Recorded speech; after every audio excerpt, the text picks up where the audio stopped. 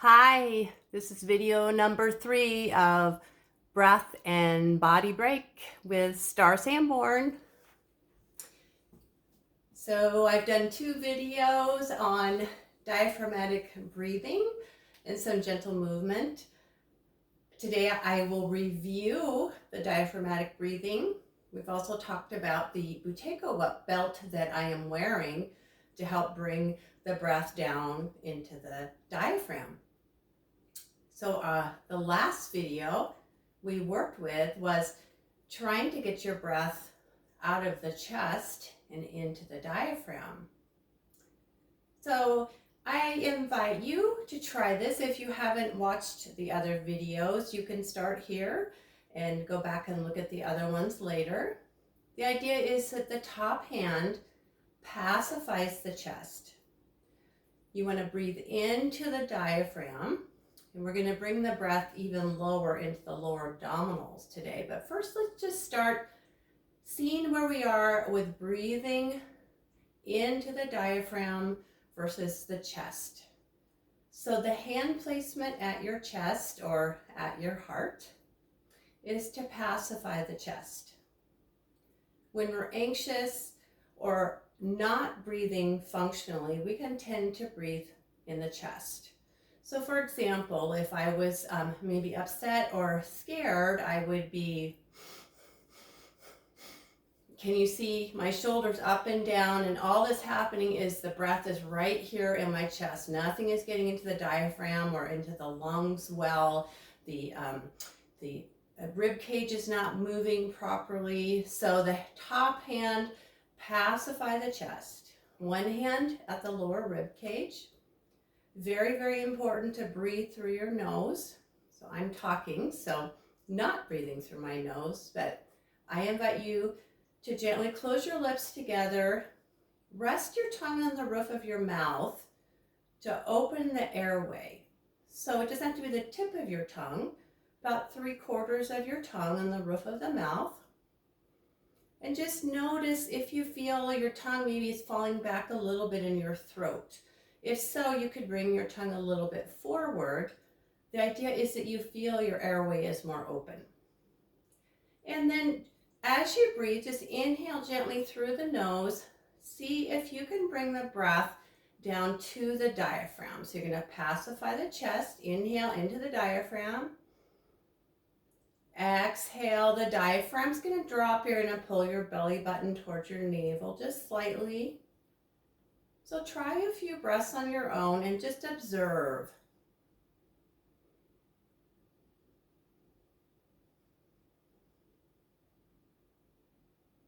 This takes a while.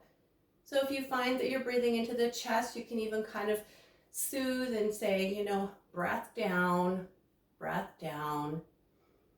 See if you can have the lower hand rise and fall. Good. And then let your arms relax down by your side.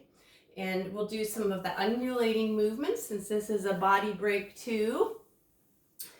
So we talked about this undulation and how important it is to move in a non-linear, non-pattern, slow, non-painful way to loosen up the connective tissue, fascia, joints, get the blood flowing. So see if we've been sitting around in our respective homes, hopefully homes, in this crazy time of the virus. Super important to move and to breathe well, and then bringing yourself to stillness. So the second phase of this functional diaphragmatic breathing is now you're going to put one hand at your lower rib cage and one hand just below your navel. So those are your lower abdominals. So this time, as you inhale, we're going to work with more of an inflation of the torso. So it's almost a lateral expansion.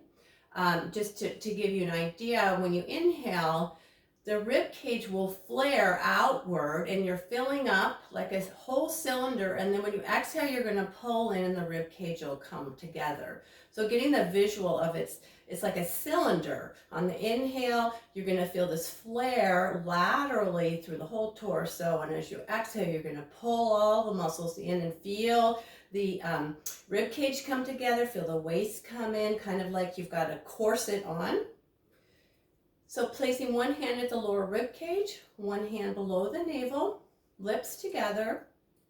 Inhale into the top hand and then continue to inhale into the lower hand, kind of like you're sticking your belly out like you've had a nice full meal. On the exhale, lips together, you're going to pull in the lower abdominals and continue to pull in the abdominals the best you can and feel that rib cage knit together. So try a few breaths on your own. Inhale, you're going to expand. Think of lateral expansion of the torso.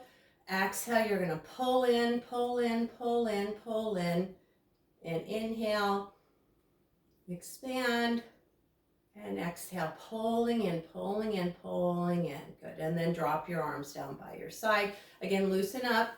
Often when we first start learning to breathe this way, the neck and shoulders want to do the work.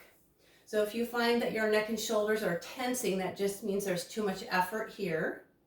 So lighten up a little bit. And then the other place that people tend to engage is their glutes. Tend to want to squeeze your glutes rather than pulling in the abdominals. So we'll keep working on this. It takes quite a long time to learn how to breathe diaphragmatically. It definitely helps in so many ways. It helps the respiratory system work well. It helps our heart. There's many other things such as building CO2, which I will talk to you about later. And then there's nitric oxide, which is a natural antiviral that we can build with functional breathing and some other methods. I do want to mention that what I'm teaching you is Buteyko breathing, and I trained with Patrick McEwen in the advanced Buteyko educator training, and he's in Ireland, and so most of these concepts are from him. And then I also have been training with Robin Rothenberg for over 10 years, integrating the breathing methods with the therapeutic yoga. And Robin has written a wonderful book called Restoring Prana that I highly recommend, that you'll find some of these breathing exercises in as well. Okay, so let's bring this breath down to the floor. I talked about that on our last video. But before we do that, sequencing principles of therapeutic yoga, you don't want to go from standing directly to the floor. It's a gradual moving down toward the floor to help if there's any blood pressure issues, and it's gentler on the body to slowly go down. So I'd like to just show you a simple stretch using the back of the chair. And this is something you can do at work, at home. You can also do it at the kitchen sink, which is nice because your hands can go in the lip of the kitchen sink, and it's you can use it as traction. A lot of my students really love this that have low back problems. We call it the kitchen sink stretch because they can get some tractioning from the sink. But I'm going to use the back of a chair, and I'm just going to walk my feet back. And this is also called a right angle stretch. You want to make sure that your knees are soft and the arms are extended in front of you. If one arm feels tight, you can always draw an elbow in toward the rib cage, a little strengthening in the scapula, and then extend that arm. Other arm, you could draw that in toward the rib cage, a little strength and stretch. And then if you like this, just nice stretch through the torso, make sure the abdominals are pulled in. You can walk your hands to one side, stretch to the side, back to center, and other side. And then you're going to come back to center and mindfully walk yourself up. So keep your core engaged. You're going to walk yourself back up to a standing posture. Take a pause. Place your hands just at your lower rib cage. And settle your breath. So breathing in and out through the nose. Letting the breath return to that nice soft breath. All right. So I'm going to sit in the chair and follow my sequencing principles. Before I come to the floor, I'm going to show you the diaphragmatic breathing in the floor. But something I wanted to add that I will work more with tomorrow is humming. And I talked about nitric oxide earlier. So we have a natural ability to build nitric oxide in our bodies, which is a natural antiviral in our sinuses. And it is now believed that we have one airway from the sinuses into the lungs. The US is doing some clinical trials with nitric oxide and COVID-19 in the hospitals. I'm in no way prescribing, but we can hum. And humming has a way of increasing the amount of nitric oxide we build. 15-fold is what I read in the recent research. And why not hum? It's a joyous thing. So I'm going to invite you to just hum with me, but humming with Om. So I do this with my grandkids, and we call it the Om competition. Doesn't have to be competitive. It just helps them to be motivated. So just bring your hands to your heart in the Namaste position.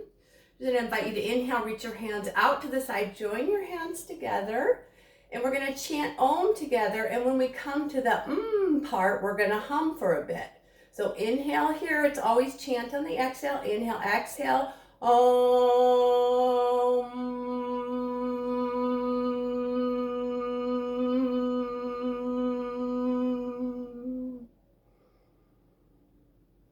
Breathe through the nose. So don't hum so long that you can't breathe through your nose.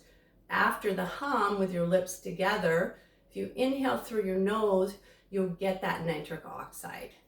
So let's try it one more time.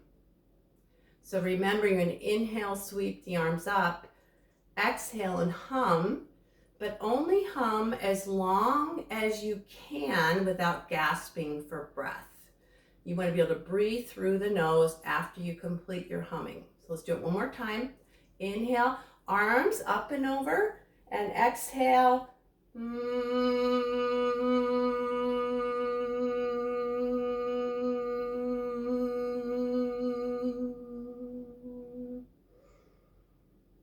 Inhale through the nose. And I forgot to add the Om. So you can work with the O first before the hum. But really what we're getting to is And you can hum any tune, any song. I've heard an hour a day of humming can build quite a bit of nitric oxide. I've been working on that, and it kind of makes me laugh a little. So that's fun too. Right, the last part of the practice, I'm going to lie face down on the floor and give you a visual of diaphragmatic breathing face down. It's hard to see the engagement of the deep abdominals, and I'm wearing black, so it may be a little challenging to see. But I'm going to lie face down and make sure that you can see me in the camera.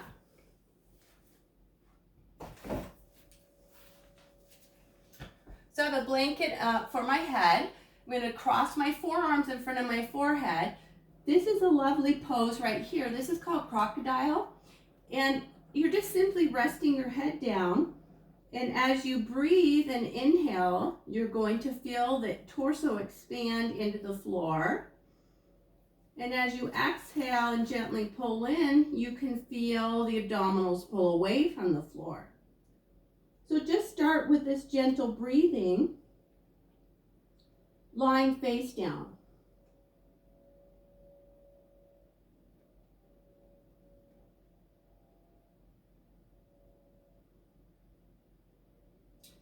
So this can be very calming for anxiety, and it can also help with digestion.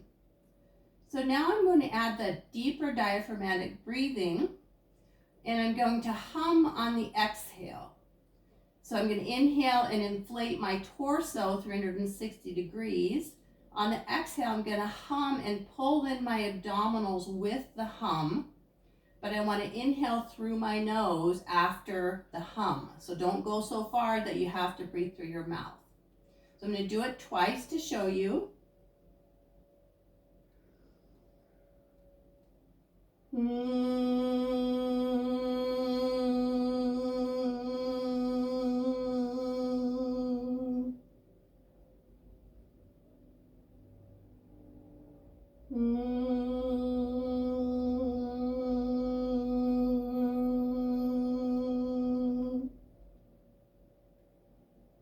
then I'm going to rest my breath. Let my breath settle. And then coming back up onto all fours. I'm just going to come to all fours, and I'm going to do a little bit of that cat-cow. We've done this in the chair, and we did a little dancing with cat-cow. So cow is a little bit of back bend up the spine. Chin stays tucked slightly, so you don't want to lift the head or throw the neck back. When you come into cow, you're going to pull in your lower abdominals. Begin at the base of the spine. Slowly curl up through each vertebra if you can. And then into cow. Base of the spine, you're going to do a little smile shape at the low back. Moving through mid-back, shoulder blades. Head lift, shoulder blades down your spine. Think about your shoulder blades hugging the back of your heart. And then coming to neutral and doing so in a zigzaggy way back into child's pose. So child's pose is hips to heels. You always want to have some support under your head. And if you have neck and shoulder problems, arms extended may be an issue. You can bring your arms by your side. You can roll your forehead. Release any tension in your neck. And then coming up to either seated, or you can come to sit on your knees.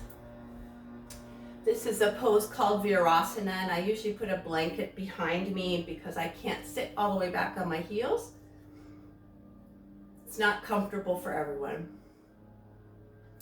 So that is your breath and body break for today. So just as a refresher, the first 3 videos, we started with just noticing your breath.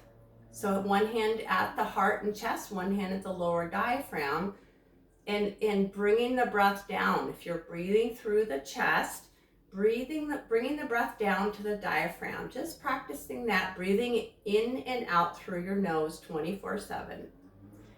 And then the next piece of it is one hand to the lower rib cage, one hand below the navel, and now you're getting more diaphragmatic, stronger work in the inhales, expanding the torso. Remember, breath is out of the chest though, and exhale, you're going to pull in like you're cinching up a corset or this Buteyko belt. And being mindful, neck and shoulders, if they start tensing, means that you're trying too hard. So take some breaks with the neck and shoulders, come back into it. Maybe don't put quite as much effort into it. Remember, these abdominals are deep. They're the ones that support our spine and help our back and our structure. So it takes a while to access them. And then we added humming today, and we'll talk more about humming and nitric oxide and the chemistry of breathing in very simple terms next time. So I won't promise tomorrow because I missed a day yesterday, but this weekend I will be making another video. In the meantime, much love to all my students and clients that are watching. Hi Edith, you were wondering today about my videos, so I hope you're watching. And everyone else that's tuned in, blessings and namaste. The light in me sees the light in all of you, and we will get through this time. We'll get through this together. Namaste.